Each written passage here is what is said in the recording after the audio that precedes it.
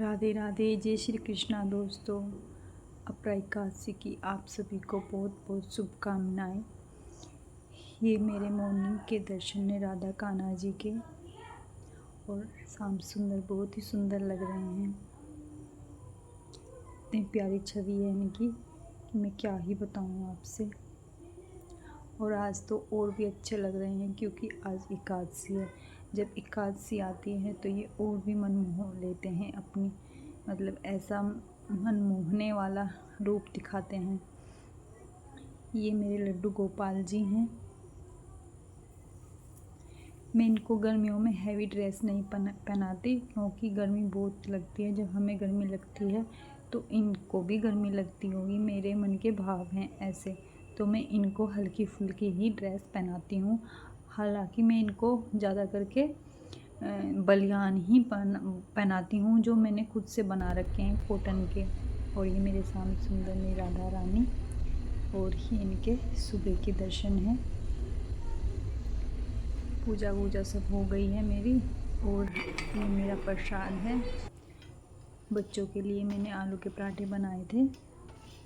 फिर मैं गई थी एक ऐसी जगह जहाँ मन बहुत ज़्यादा खुश हो गया, और ये आज अचानक ही हुआ है कि मेरा सौभाग्य है जो मुझे ऐसा अवसर मिला। मैं जा रही हूँ एक स्पेशल जगह, जिसको मतलब मैं क्या ही बताऊँ कैसे मेरे सौभाग्य में ये दिन आया है। एक तो अपरा एकादशी, ऊपर से मुझे आज इतना अच्छा अवसर मिला है कहीं जाने का। तो आगे वीडियो में आपको दिखाती हूँ क्या है वो। एक बात मुझे याद आई, हमारे वृंदावन की सत्य घटना आपको बता रहा हूँ, और कोई बहुत पुरानी नहीं,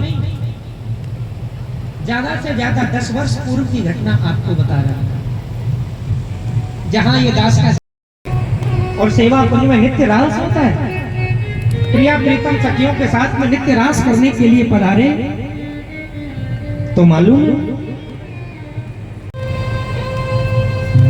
अपने चरण का नूपुर वहां पर छोड़ दिया, जान करके। प्रेम से बोले आ रहा है।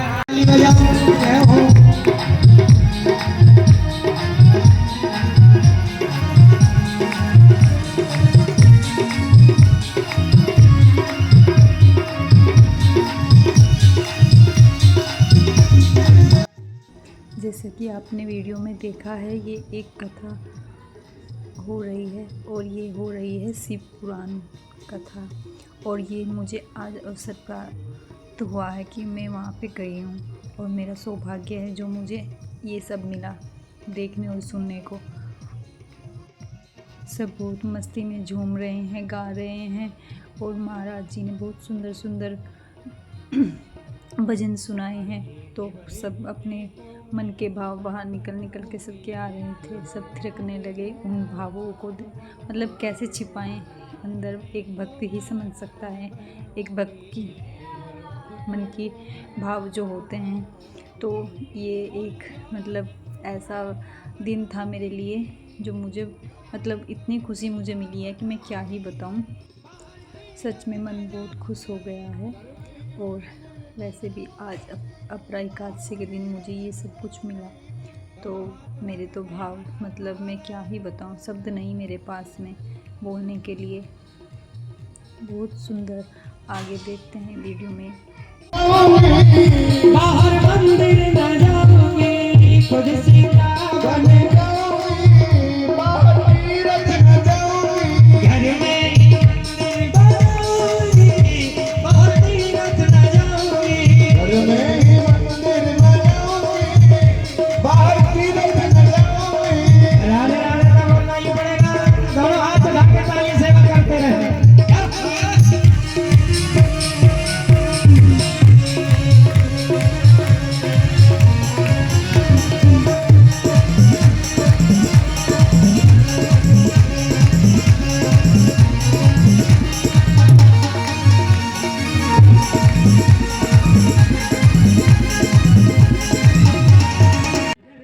और कथा में दर्शन हुए आज भोले पार्वती माता के, और गणपति जी के।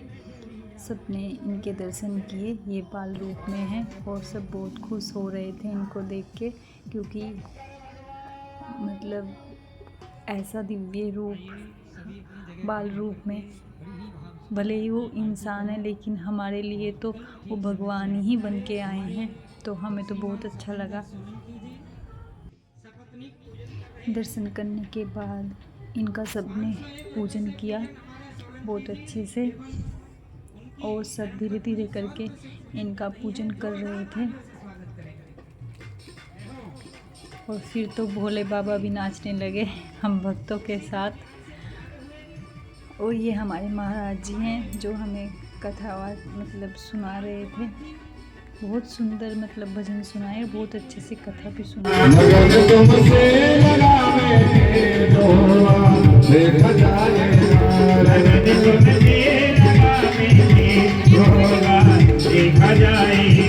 और देखिए हमारे बुद्ध विहार से पधारे हुए इसी को कहते हैं लगन। देखा जाएगा जो होगा, देखा जाएगा जो होगा, देखा जाएगा जो होगा, देखा जाएगा। तुम्हें अपना बनावे जो होगा देखा जाएगा। तुम्हें अपना बनावे जो होगा देखा जाएगा। दोनों हाथ उठा के मस्ती में जोर से उन्हें ताली बजनी चाहिए।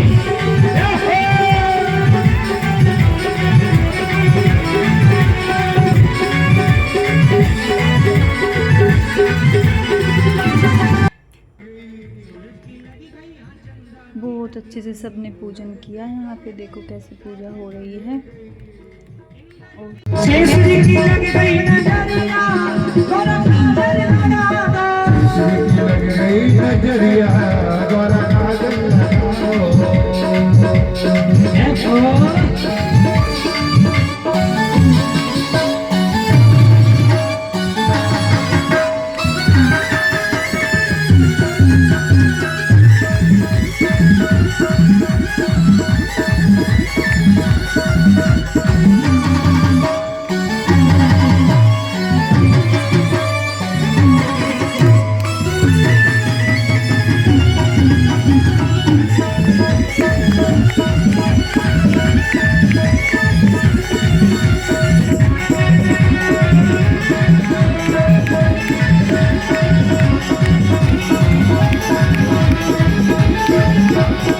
सूरज की लगी गई यहाँ चंद्रा की।